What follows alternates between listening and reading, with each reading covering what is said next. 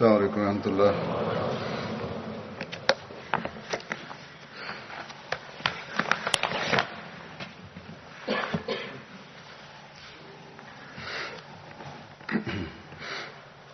أشهد أن لا إله إلا الله وحده لا شريك له وأشهد أن محمدا عبده ورسوله أما بعد فأعوذ بالله من الشيطان الرجيم بسم الله الرحمن الرحيم الحمد لله رب العالمين الرحمن الرحيم مالك يوم الدين إياك نعبد وإياك نستعين اهدنا الصراط المستقيم صراط الذين أنعمت عليهم غير المغضوب عليهم ولا الضالين.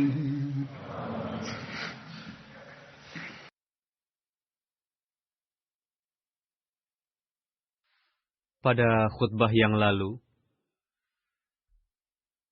bersamaan dengan disampaikannya pengumuman tahun baru Waqfi Jadid, saya pun telah sampaikan peringkat jemaat di berbagai negeri.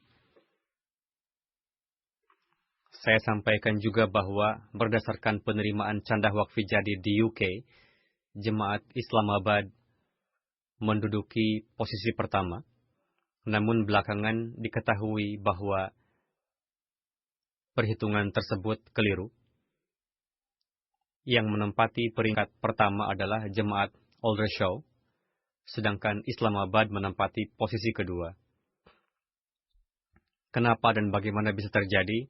Saya tidak ingin menyampaikannya secara rinci, namun koreksi tersebut perlu disampaikan. Untuk itu saya sampaikan terlebih dahulu. Jemaat Aldershaw memberikan pengorbanan yang besar, Masya Allah, dan khususnya para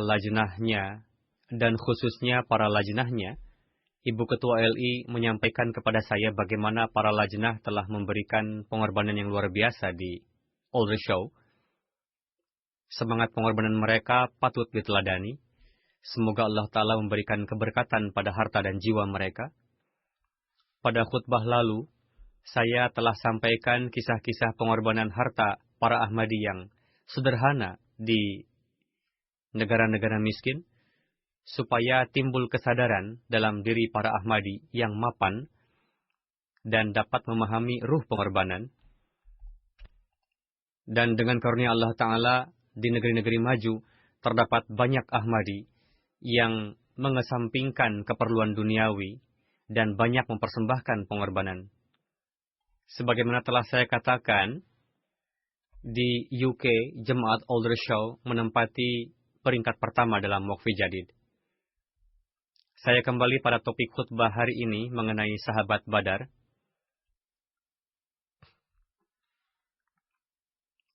Pada khutbah terdahulu, saya telah menyampaikan berkenaan dengan Hadrat Sa'ad bin Ubadah.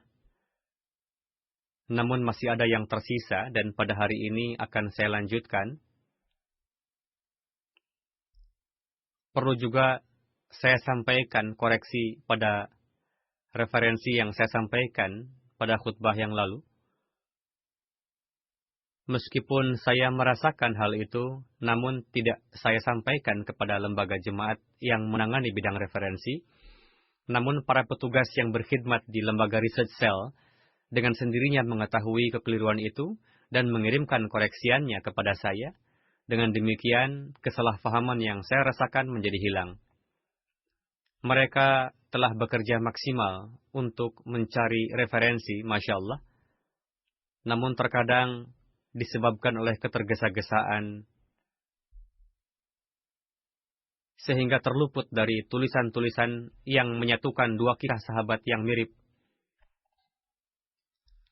Demikian pula disebabkan oleh pemilihan kata yang tidak tepat ketika menerjemahkan kalimat bahasa Arab, sehingga hakikat nampak tidak jelas.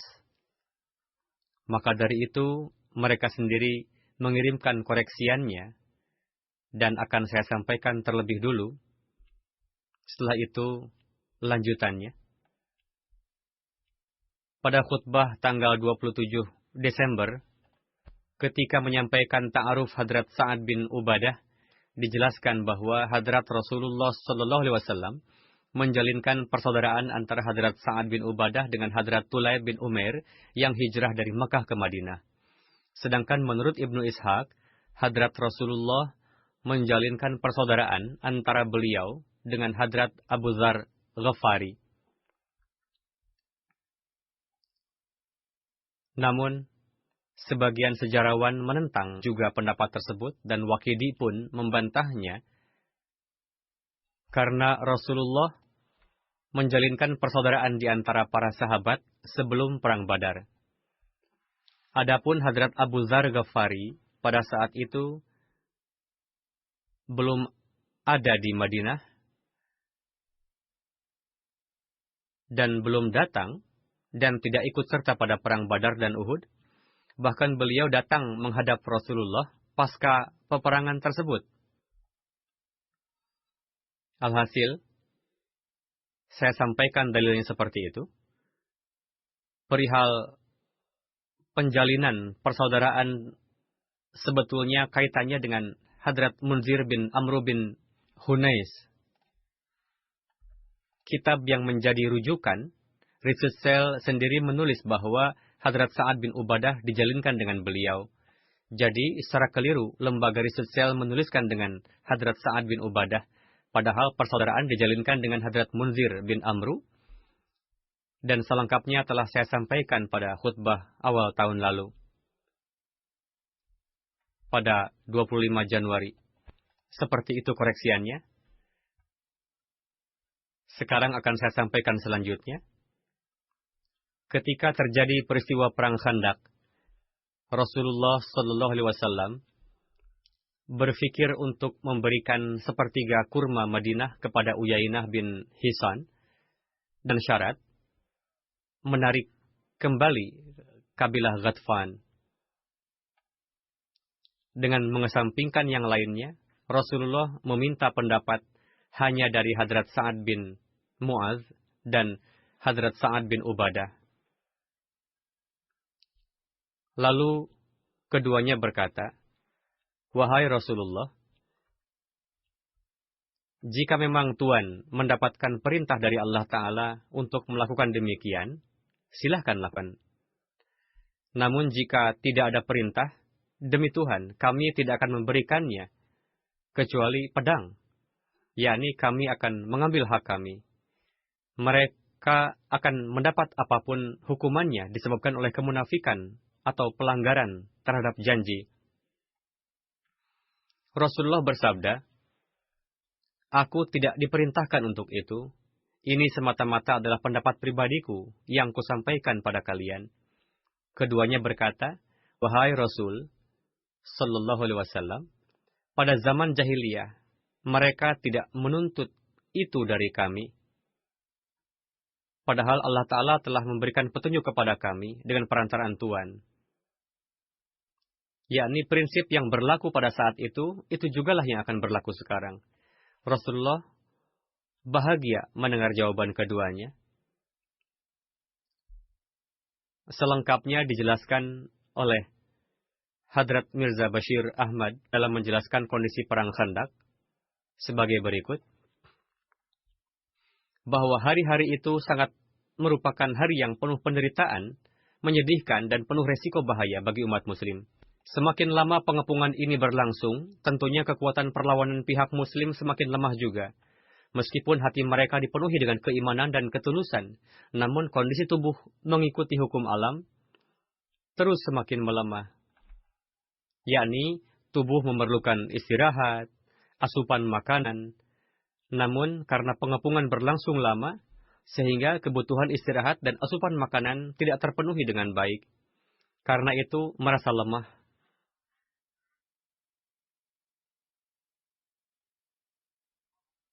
Setelah mengamati kondisi tersebut, Rasulullah Shallallahu Alaihi Wasallam memanggil dua pemuka Ansar, yakni Sa'ad bin Mu'adz dan Sa'ad bin Ubadah, untuk mengabarkan situasi kepada mereka dan meminta masukan apa yang harus dilakukan dalam kondisi demikian. Di satu sisi, kondisi kekurangan umat muslim sudah sedemikian rupa. Di sisi lain, Rasul bersabda, jika kalian ingin, kalian bisa membatalkan perang ini dengan memberikan sebagian dari hasil panen Madinah kepada kabilah Ghatfan. Mereka berdua sepakat mengatakan, wahai Rasulullah Sallallahu Alaihi Wasallam, jika saja Tuhan mendapatkan wahyu dari Allah mengenai hal ini, silakan Tuhan dengan suka hati mengamalkan perintah wahyu tersebut. Rasul bersabda, tidak. Dalam hal ini saya tidak mendapatkan wahyu apa-apa. Saya meminta musyawarah dari kalian semata-mata disebabkan karena penderitaan yang kalian rasakan. Kedua Sa'ad menjawab, musyawarah dari kami adalah, ketika kami dalam keadaan syirik dahulu, kami tidak memberikan apa-apa kepada musuh. Lantas dikala kami sudah menjadi muslim, kenapa pula kami harus memberikannya? Yakni yang akan diamalkan adalah sesuai dengan hukum mereka. Lalu mereka berkata, demi Tuhan, selain dari tajamnya pedang, kami tidak akan memberikan apa-apa kepada mereka. Karena Rasulullah khawatir disebabkan oleh Ansar, begitupun yang lainnya, yang penduduk di sana khawatir disebabkan oleh kegelisahan dan pengepungan yang cukup lama. Itu juga yang semata-mata menjadi tujuan beliau, yakni untuk mencari informasi perihal kondisi mental Ansar. Apakah mereka menderita disebabkan oleh himpitan tersebut ataukah tidak? Jika memang menderita, maka hendaknya dihibur. Karena itu, Rasul menerima usulan mereka dengan suka hati, dan perang pun terus berlanjut.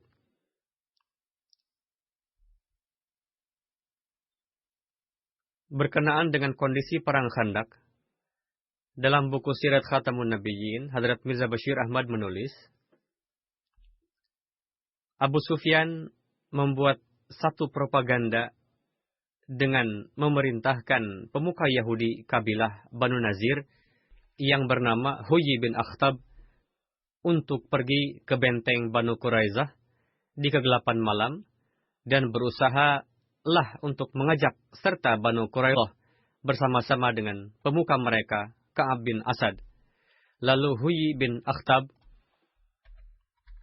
mencari kesempatan, lalu pergi ke rumah Ka'ab. Pada mulanya Ka'ab menolak untuk menuruti perkataannya, dan berkata, kami sudah terikat perjanjian bersama dengan Muhammad Sallallahu Alaihi Wasallam, dan Muhammad Sallallahu Alaihi Wasallam senantiasa menaati perjanjian. Untuk itu, aku tidak bisa berkhianat padanya.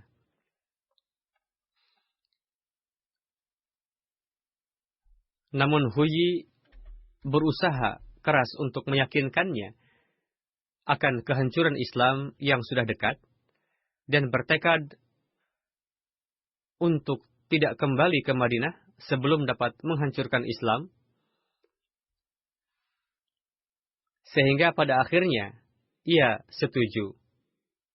Dengan demikian, kekuatan Banu Quraidah semakin memperkuat mereka.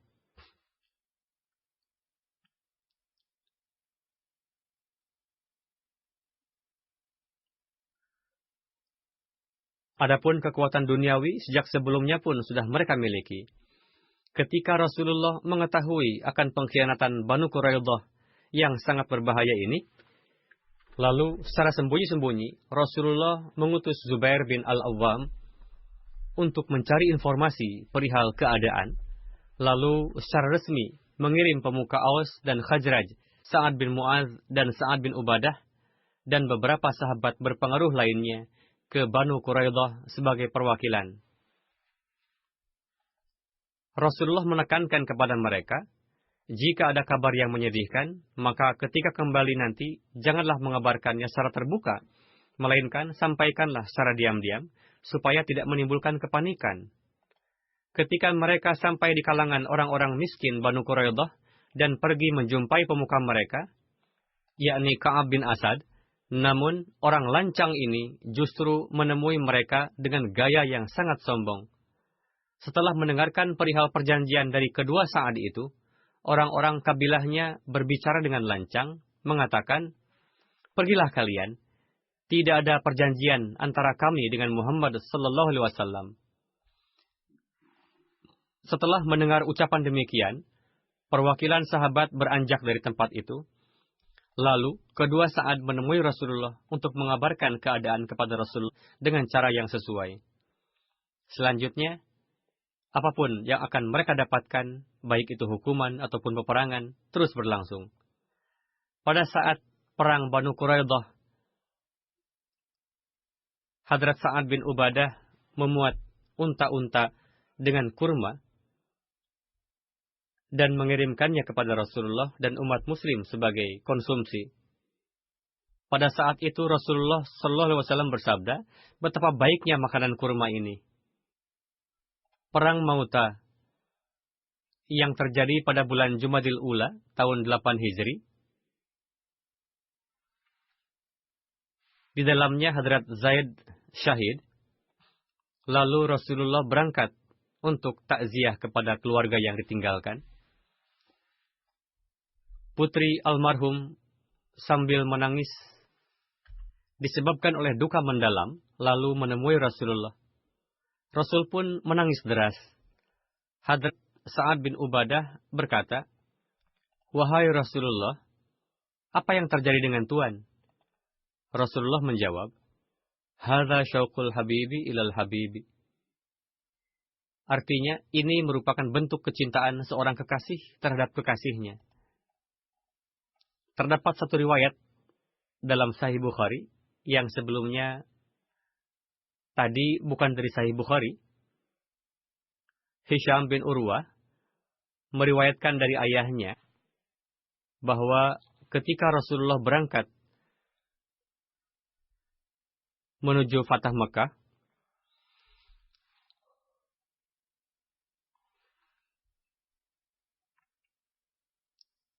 penduduk Quraisy mendapatkan kabar, lalu Abu Sufyan bin Harb, Hakim bin Hizam, dan Budail bin Warqah berangkat sebagai bentuk kecintaan kepada Rasulullah hingga sampai di daerah Maraz Zahran. Maraz Zahran terletak di dekat Mekah, yang mana di dalamnya terdapat sumber mata air dan kebun-kebun kurma berjarak 5 mil dari Makkah. Ketika sampai di sana, apa yang mereka lihat? Terdapat banyak cahaya api, sebagaimana pada kesempatan haji di depan Arafah. Abu Sufyan berkata, "Apa ini? Nampaknya mirip api Arafah." Budail bin Warqah berkata, "Seperti api Banu Amru, yakni kabilah Khaza'ah, lebih kurang jumlahnya dari kabilah Amru." Tidak lama kemudian, di antara pengawal Rasul, ada yang melihat, lalu menangkap ketiganya dan dibawa ke hadapan Rasulullah. Abu Sufyan telah baiat masuk Islam. Ketika Rasulullah berangkat ke Mekah, Rasul bersabda kepada Hazrat Abbas, "Tahan Abu Sufyan di lembah gunung agar melihat pasukan Muslim." Lalu Hazrat Abbas menahan Abu Sufyan. Mulailah berbagai kabilah lewat silih berganti bersama dengan Rasulullah dan berlalu di hadapan Abu Sufyan. Ketika satu grup berlalu, Abu Sufyan bertanya, "Abbas, siapa mereka ini?" Abbas menjawab, "Mereka adalah penduduk kabilah Ghafar."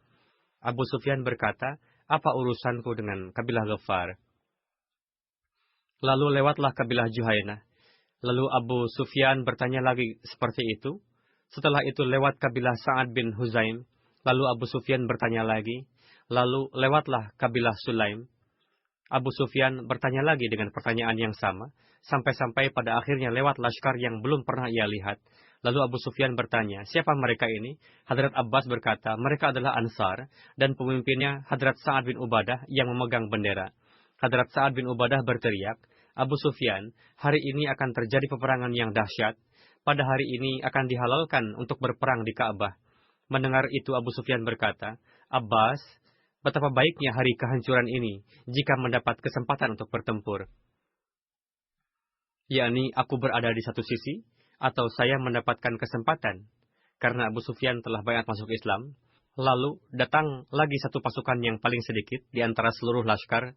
Di dalamnya terdapat Rasulullah Sallallahu Alaihi Wasallam yang disertai oleh kaum muhajirin. Bendera Rasulullah berada di tangan Hadrat Zubair bin Awam.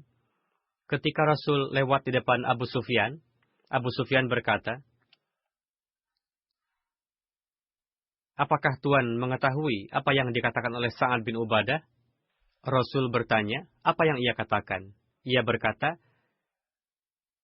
demikian. Apapun yang ia katakan. Rasul bersabda, tidak benar apa yang dikatakan Sa'ad. Melainkan ini merupakan hari yang di dalamnya Allah akan menegakkan kemuliaan Ka'bah. Kain Ka'bah akan dipasangkan. Tidak akan ada perang.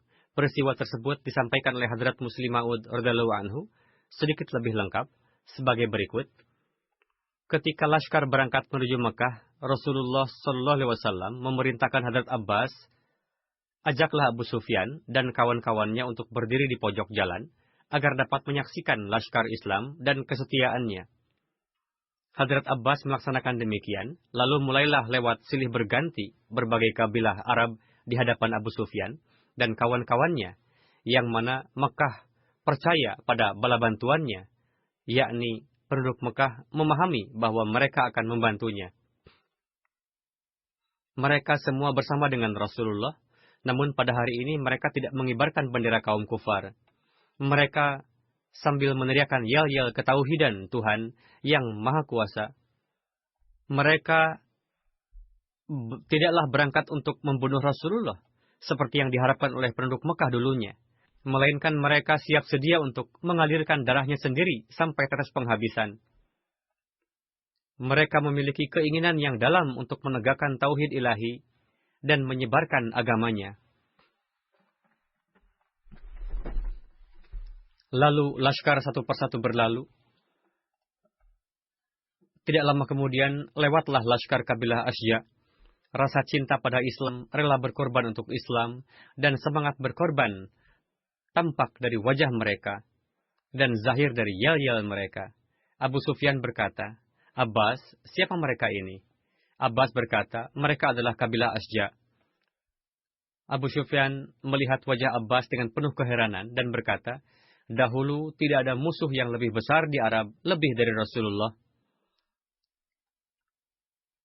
Abbas berkata, adalah karunia Tuhan, yakni ketika dia menghendaki kecintaan kepada Islam masuk ke dalam hatinya. Yang terakhir lewatlah laskar Rasulullah, Muhajirin dan Ansar. Mereka berjumlah 2.000 orang, dan dari kaki sampai kepala tertutup oleh baju besi. Hadrat Umar terus memperbaiki barisan mereka dan bersabda, aturlah ketika melangkah supaya jarak antar barisan tetap terjaga dengan baik. Semangat para pejuang Islam, semangat jiwa mereka nampak dari wajah mereka. Ketika melihat pemandangan itu, hati Abu Sufyan sangat luluh. Lalu bertanya, siapa garangan orang-orang ini? Abbas menjawab, laskar Rasulullah, Ansar, dan Muhajirin tengah berangkat. Abu Sufyan berkata, laskar dunia mana yang mampu menghadapi laskar ini? Ia berkata kepada Hadrat Abbas, keponakanmu sekarang telah menjadi raja agung di dunia. Abbas berkata, mata hatimu masih belum terbuka. Ini bukanlah kerajaan, melainkan kenabian. Abu Sufyan berkata, oke, kalau begitu, ini adalah kenabian.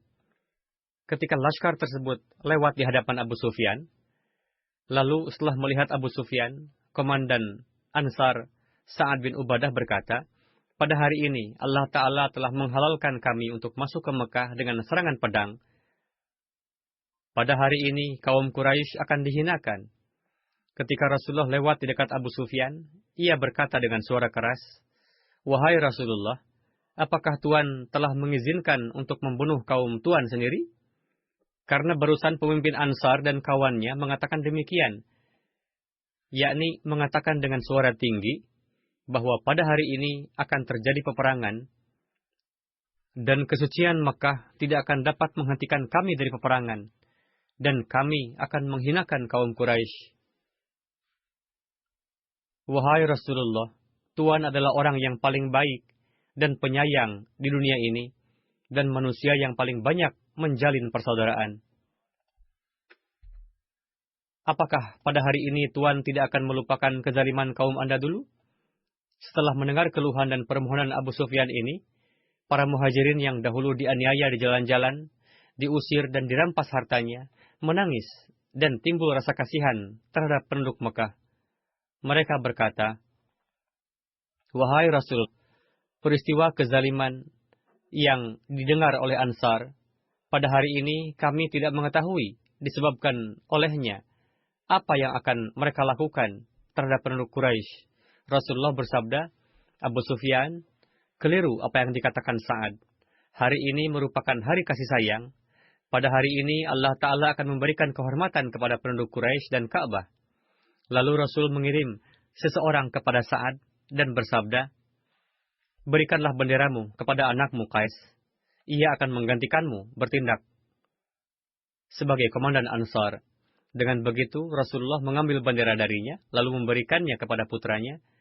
Dengan begitu Rasulullah telah menjaga perasaan penduduk Mekah dan menjaga perasaan orang Ansar dari kedukaan. Rasulullah percaya penuh pada Qais karena Qais adalah seorang pemuda yang sangat saleh. Sedemikian salehnya sehingga Hadrat Muslim Ma'ud bersabda, kesalennya tertulis dalam sejarah bahwa ketika menjelang kewafatan beliau dan orang-orang datang untuk melayat beliau, dan sebagian orang ada yang tidak datang, lalu Qais bertanya kepada kawan-kawannya, "Kenapa sebagian kawan yang mengenal saya tidak datang untuk menjengukku?" Kawan-kawan beliau berkata, "Anda adalah seorang dermawan, sering membantu orang lain, dan biasa memberikan hutang kepada orang lain ketika membutuhkan. Mereka tidak datang untuk menjenguk Tuan, karena mereka beranggapan mungkin Anda tengah membutuhkan uang saat ini, sehingga Anda akan menagih hutang dari mereka." Beliau menzahirkan kesedihan setelah mendengar itu. Beliau berkata, "Kawan-kawanku telah menderita seperti itu. Jika mereka berpikir seperti itu, maka umumkan ke seluruh penduduk kota, barang siapa yang berhutang pada Qais telah dimaafkan oleh Qais, dianggap lunas." Setelah itu, begitu banyaknya orang yang datang untuk menjenguk Qais, sehingga tangga rumah beliau roboh dibuatnya. Perang Hunain yang memiliki nama lain Ghazwa Hawazun.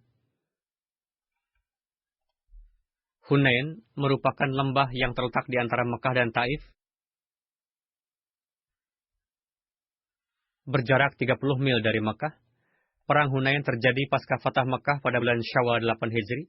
Harta ghanimah yang diperoleh dari peperangan tersebut dibagikan kepada kalangan muhajirin oleh Rasulullah. Adapun kalangan Ansar memendam suatu perasaan akan hal ini. Berkenaan dengan itu, kita temukan selengkapnya dalam Musnad Ahmad bin Hambal sebagai berikut. Diriwayatkan oleh Abu Sa'id Khudri,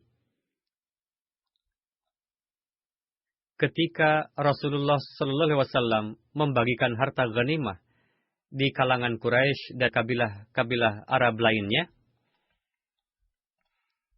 kalangan Ansar tidak mendapat bagian darinya. Ansar memendam perasaan akan kejadian itu, sehingga timbullah pembicaraan mengenai hal tersebut.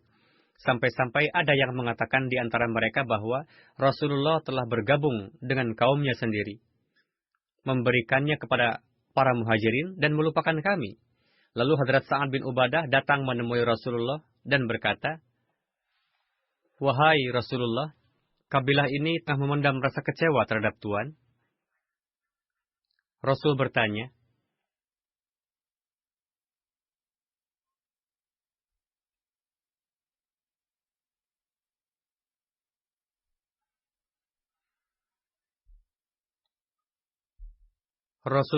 "Wahai Sa'ad, dalam hal ini kamu berpihak kemana?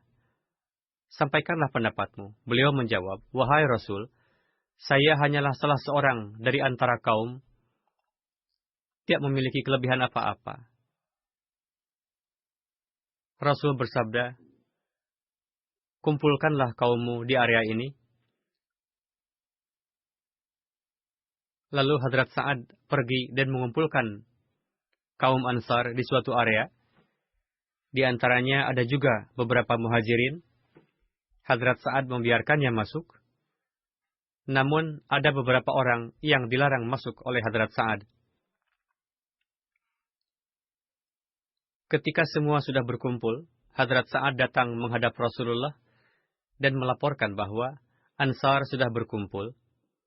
Perawi mengatakan, Rasulullah hadir di tengah-tengah mereka. Setelah menyampaikan puji sanjung kepada Allah Ta'ala, Rasul bersabda, "Wahai Ansar, apa yang sampai ke telinga saya dari kalian, bahwa kalian memendam rasa kecewa karena tidak mendapatkan bagian harta ghanimah? Apakah ketika aku datang di tengah kalian, dan kalian dalam keadaan tersesat, lalu Allah memberikan petunjuk kepada kalian?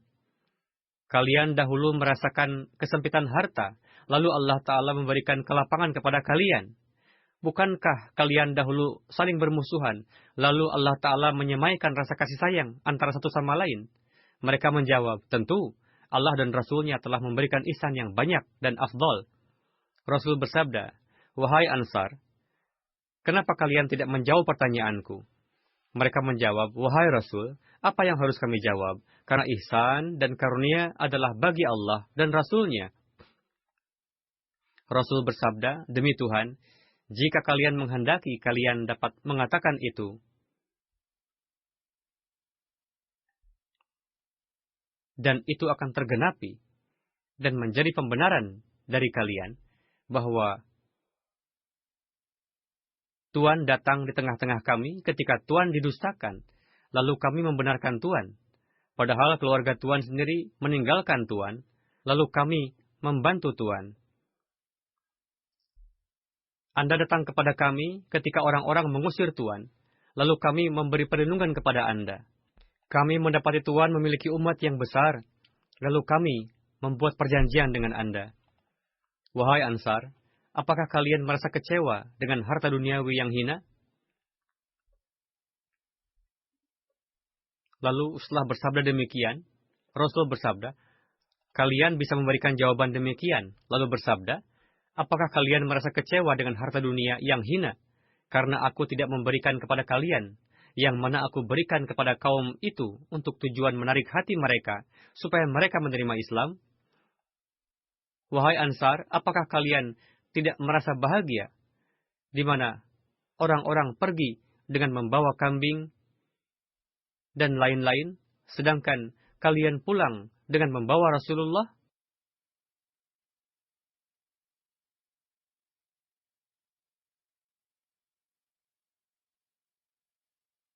Lalu Rasul bersabda, "Demi zat yang di tangan kudratnya terdapat jiwa Muhammad sallallahu alaihi wasallam, jika tidak ada hijrah, maka aku akan menjadi salah seorang di antara Ansar, dan jika orang-orang berjalan di atas lembah dan Ansar berjalan di lembah yang lainnya, maka aku akan memilih untuk berjalan pada lembah di mana Ansar berada.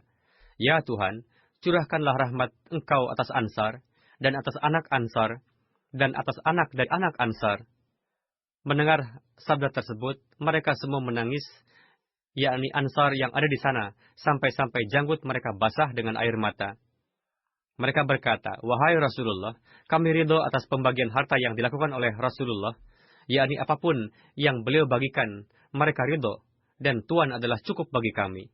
Lalu Rasulullah kembali pulang, dan orang-orang pun bubar.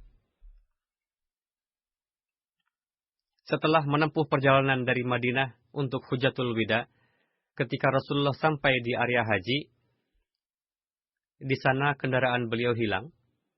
Kendaraan Hadrat Rasulullah dan Hadrat Abu Bakar adalah sama, tengah berada pada hamba sahaya Hadrat Abu Bakar ketika unta itu hilang pada waktu malam. Hadrat Safwan bin Mu'attal yang paling belakang di antara kafilah, beliau membawa unta itu bersamanya, dan semua perbekalan masih ada di atas unta yang hilang itu. Ketika Hadrat Sa'ad bin Ubadah mendengar kabar tersebut, beliau datang bersama dengan putranya Qais. Mereka berdua bersama dengan seekor unta yang dimuati oleh perbekalan, yakni dimuati oleh perbekalan safar. Mereka berdua hadir di hadapan Rasulullah. Pada saat itu Rasulullah tengah berdiri di dekat pintu rumah beliau. Lalu Allah Ta'ala mengembalikan kembali kendaraan beliau yang dimuati oleh perbekalan, yakni saat itu unta beliau sudah ditemukan. Datanglah Hadrat Sa'ad dan berkata, "Wahai Rasul, kami mendengar kabar bahwa kendaraan Anda yang dimuati perbekalan hilang. Mohon Tuhan menerima kendaraan kami sebagai gantinya." Rasulullah bersabda, "Allah Ta'ala telah mengembalikan kepada kami kendaraan yang hilang itu, yang kami telah mendapatkannya kembali. Kalian silahkan membawa kembali kendaraan ini. Semoga Allah Ta'ala mencurahkan keberkatan kepada kalian berdua." Hadrat Usama bin Zaid meriwayatkan bahwa putri Hadrat Rasulullah SAW mengirim pesan kepada beliau SAW bahwa putra saya sedang dalam kondisi kesehatan yang buruk. Datanglah kepada kami.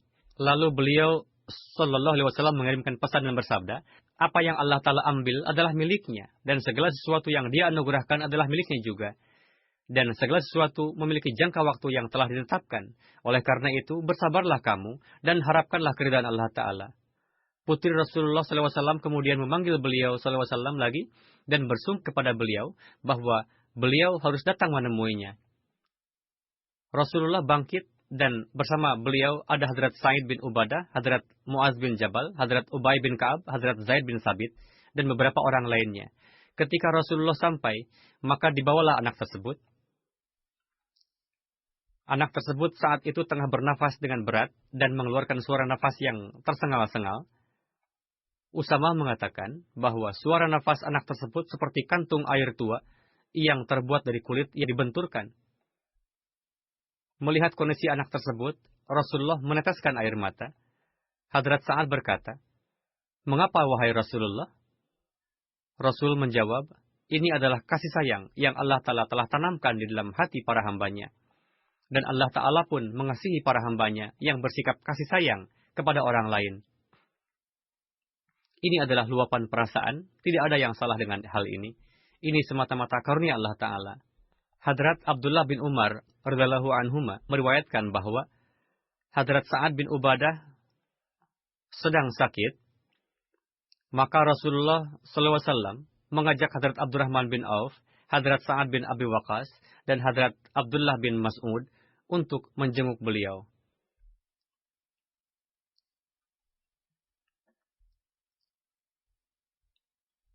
Ketika sampai kepada beliau, Rasulullah mendapati para anggota keluarga sedang berkumpul.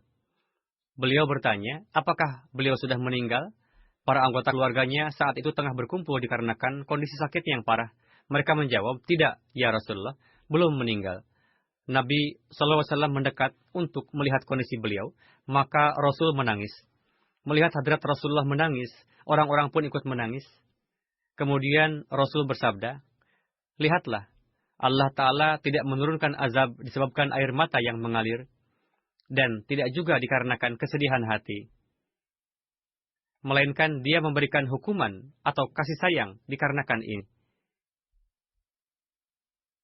Dan beliau Sallallahu Alaihi Wasallam mengatakan ini sambil menunjuk lidah beliau, kemudian bersabda, "Orang yang meninggal juga mendapatkan azab dikarenakan ratapan yang berlebihan kerabat-kerabatnya atas dirinya. Meratapi secara berlebihan adalah sesuatu yang keliru.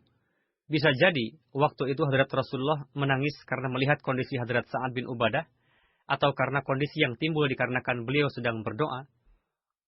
Namun, sebagian orang menyangka bahwa Hadrat Sa'ad bin Ubadah sudah wafat, oleh karena itulah mereka menangis.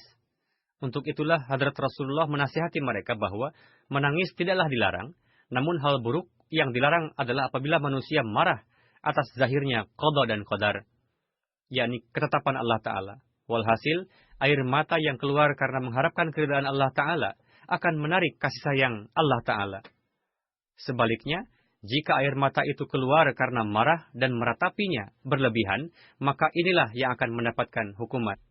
Singkatnya, Hadrat Sa'ad bin Ubadah tidak wafat pada waktu itu, melainkan sedang sakit keras. Hadrat Abdullah bin Umar meriwayatkan, kami hadir di hadapan Rasulullah ketika seseorang dari kalangan Ansar datang kepada Rasulullah. Ia mengucapkan salam kepada beliau. Kemudian ketika sahabat Ansar tersebut hendak beranjak, Rasul bersabda, "Wahai sahabat Ansar, bagaimana kabar saudaraku Sa'ad bin Ubadah?" Sahabat tadi menjawab, kondisinya sudah membaik. Rasul bersabda, "Siapa di antara kalian yang akan menengoknya?" Para sahabat bangkit, dan kami semua berdiri bersama dengan beliau, Sallallahu Alaihi Wasallam, dan kami berjumlah lebih dari 10 orang. Kami tidak memakai sandal, sepatu, topi, atau gamis, yakni kami dengan terburu-buru berjalan menyertai beliau. Kami berjalan di atas tanah yang gersang hingga tiba di rumahnya. Orang-orang ketika itu sedang berkumpul di dekat beliau. Mereka mundur, lalu Hadrat Rasulullah dan para sahabat yang menyertai beliau mendekati Hadrat Sa'ad bin Ubadah. Ini adalah riwayat dari Sahih Muslim. Peristiwa yang sebelumnya terdapat dalam riwayat ini. Hadrat Jabir bin Abdullah bin Haram meriwayatkan bahwa ayah saya memerintahkan saya untuk membuat harirah.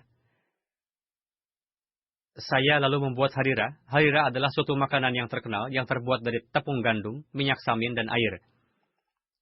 Di dalam kamus lainnya dikatakan bahwa ini terbuat dari tepung gandum dan susu. Hadrat Jabir mengatakan, atas perintah beliau, saya membawa harirah tersebut ke hadapan Rasulullah. Rasul saat itu sedang berada di rumah. Rasul bersabda, "Wahai Jabir, apakah ini daging?" Saya menjawab, "Bukan, wahai Rasul. Ini harirah yang saya buat atas perintah ayah saya." Kemudian beliau menyuruh saya untuk membawanya ke hadapan Tuhan. Kemudian saya pulang kepada ayah saya. Ayah saya bertanya, "Apakah kamu telah menjumpai Rasulullah?" Saya berkata, "Ya." Ayah saya bertanya, "Apa yang Rasulullah katakan padamu?" Saya menjawab, Rasulullah bertanya kepada saya, "Wahai Jabir, apakah ini daging?" Mendengar ini, ayah saya berkata, "Mungkin Rasulullah sedang ingin makan daging." Ayah saya lalu menyembelih kambing dan memanggangnya. Kemudian memerintahkan kepada saya untuk mempersembahkannya ke hadapan Rasulullah. Hadrat Jabir meriwayatkan, saya mempersembahkan daging kambing itu ke hadapan Rasulullah. Rasulullah bersabda, "Semoga Allah Ta'ala memberikan ganjaran yang terbaik kepada para Ansar dari sisiku, khususnya kepada Abdullah bin Amru bin Haram dan Sa'ad bin Ubadah." Diriwayatkan dari Hadrat Abu Usaid bahwa Rasulullah bersabda, di antara keluarga-keluarga Ansar yang terbaik adalah Banu Najjar, kemudian Banu Abdu Ash'al, kemudian Banu Harith bin Khajraj, kemudian Banu Sa'idah, dan dalam semua keluarga-keluarga Ansar terdapat kebaikan. Mendengar ini, Hadrat Sa'ad bin Ubadah yang memiliki kedudukan yang tinggi dalam Islam berkata, ini adalah hadis dari Sahih Bukhari yang mengatakan bahwa beliau memiliki kedudukan yang tinggi. Saya beranggapan bahwa Rasulullah telah menyatakan mereka lebih baik dari kami. Atas hal ini dikatakan kepada beliau bahwa Hadrat Rasulullah juga telah memberikan banyak keutamaan kepada Anda atas banyak orang. Hadrat Abu Usaid Ansari memberikan kesaksian bahwa Rasulullah bersabda, rumah terbaik kaum Ansar adalah Banu Najjar, kemudian Banu Abdu Ash'al, kemudian Banu Harith bin Khajraj, dan kemudian Banu Sa'idah. Dan di semua rumah kaum Ansar terdapat kebaikan. Perawi Abu Salma meriwayatkan bahwa Hadrat Abu Usaid berkata, saya disangsikan karena meriwayatkan perkataan ini dari Rasulullah. Jika saya berbohong, maka saya tentunya akan menyebut kaum saya sendiri sebagai yang pertama, yakni Banu Sa'idah. Hal ini sampai kepada Hadrat Sa'ad bin Ubadah, maka beliau merasa tidak senang. Dalam riwayat yang pertama pun, di dalamnya, terdapat ungkapan dari beliau yang mengatakan bahwa kita telah disebutkan paling belakang, sampai-sampai dari 4 yang disebutkan, kitalah yang terakhir. Sa'ad bin Ubadah berkata, ikatkanlah pelana di keledaiku, aku akan pergi ke hadapan Rasulullah. Sepupu beliau Sahal berkata kepada beliau, apakah Anda akan pergi untuk membantah urutan yang telah disampaikan oleh Hadrat Rasulullah? Padahal Rasulullah lebih mengetahui. Tidak cukupkah bagi Anda bahwa Anda adalah termasuk salah satu dari keempat keluarga tersebut?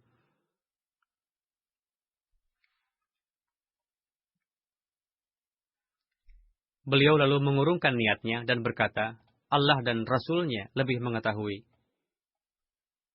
Kemudian beliau memerintahkan untuk membuka pelana keledai beliau, lalu dibukalah pelana itu. Ini juga adalah riwayat Sahih Muslim. Hisham bin Urwah meriwayatkan dari ayah beliau bahwa Hadrat Sa'ad bin Ubadah berdoa sebagai berikut, Ya Allah, jadikanlah aku layak untuk dipuji, dan jadikanlah aku orang yang terhormat dan mulia. Kehormatan dan kemuliaan tidak bisa diraih tanpa amal-amalan yang baik. Jika tidak ada amal baik, maka kehormatan tidak akan bisa diraih. Demikian pula kemuliaan. Dan amalan yang baik tidak bisa dilakukan tanpa harta. Ya Allah, kondisi berkekurangan tidaklah layak untukku, dan tidak sepatutnya aku hidup dalam kondisi demikian. Ini adalah salah satu cara beliau berdoa. Ada satu riwayat dalam Sahih Muslim yang diriwayatkan oleh Hadrat Abu Hurairah. Beliau meriwayatkan, Hadrat Sa'ad bin Ubadah berkata, Ya Rasulullah, jika saya mendapati istri saya bersama dengan orang lain dalam situasi yang salah, apakah saya tidak boleh memukulnya hingga saya membawa 4 orang saksi? Rasulullah bersabda, ya. Hadrat Sa'ad bin Ubadah berkata, atas hal itu, tidak, saya bersumpah demi zat yang telah mengutus engkau dengan kebenaran. Jika itu adalah saya, maka sebelum itu pun saya akan mengambil keputusan atasnya dengan pedang. Saya tidak akan mencari saksi, melainkan akan membunuhnya. Rasulullah bersabda kepada orang-orang, dengarlah apa yang dikatakan pemimpin kalian. Ia sangat pencemburu, tapi aku lebih pencemburu dari dirinya, dan Allah Ta'ala lebih pencemburu dariku.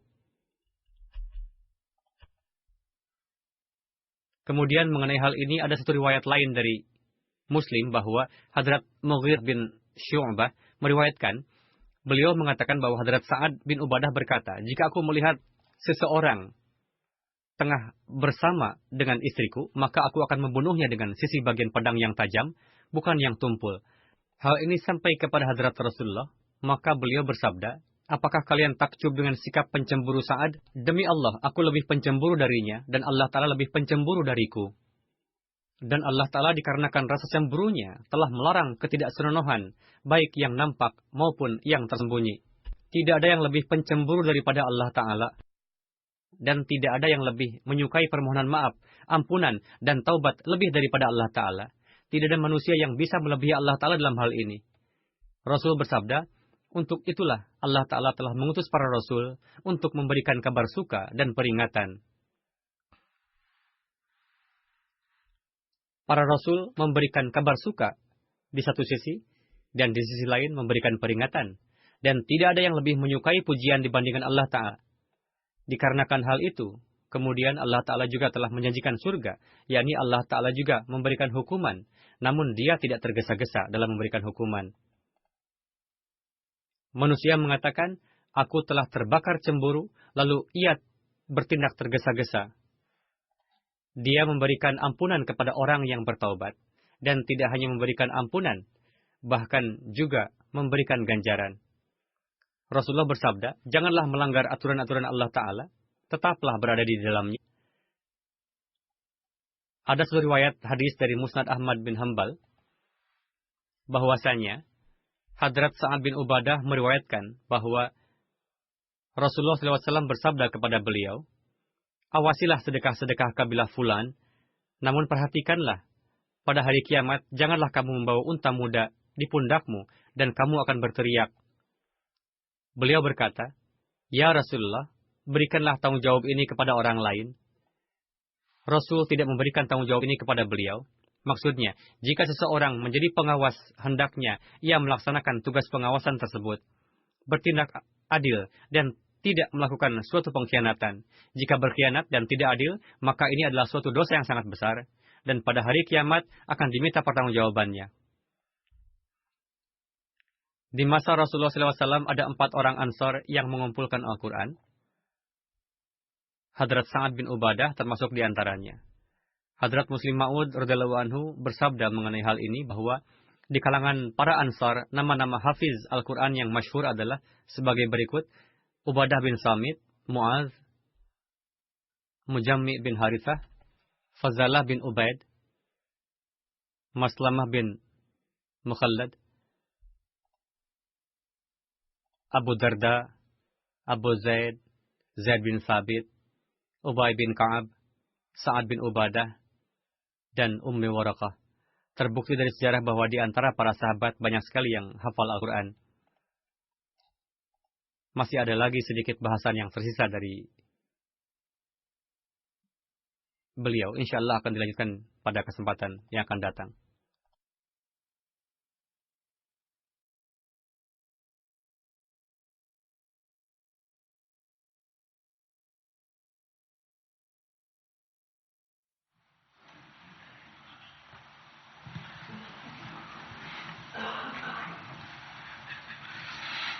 Alhamdulillah,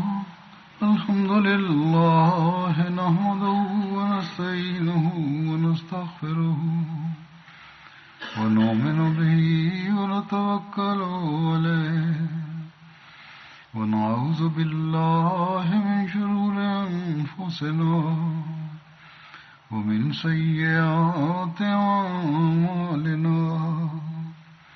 من يهده الله فلا مضل له ومن يضلل فلا هادي له ونشهد أن لا إله إلا الله ونشهد أن محمدا عبده ورسوله. عباد الله رحمكم الله، إن الله يأمر بالعدل والإحسان وإيتاء ذي القربى وينهى عن الفحشاء والمنكر والبغي يعظكم لعلكم تذكرون. اذكروا الله يذكركم وادعوه يستجب لكم ولذكر الله أكبر.